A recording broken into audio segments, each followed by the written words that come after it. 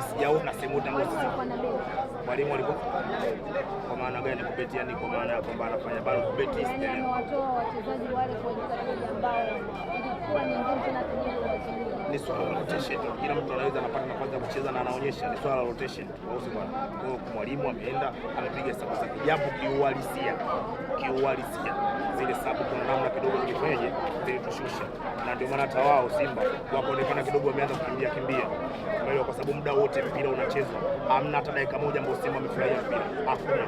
Muda wote wamekaa wanashikia moyo, umeelewa? Sio muda wote mechi haujaona, anajiangusha mstaji makusudi, anajiangusha na mjali pale, amejiangusha, hujamuona amejiangusha. Unatoaje penalti katika mazingira kama hauwezi kutoa penalti kama mazingira kama? Kwa hiyo bwana, pointi ya msingi ni sana Mungu kwa hii sare. Mungu anashukuriwa katika kila kitu, sio sare. Hata wewe unaweza kumshukuru Mungu vile vile kwa mambo yako ambayo unafanya.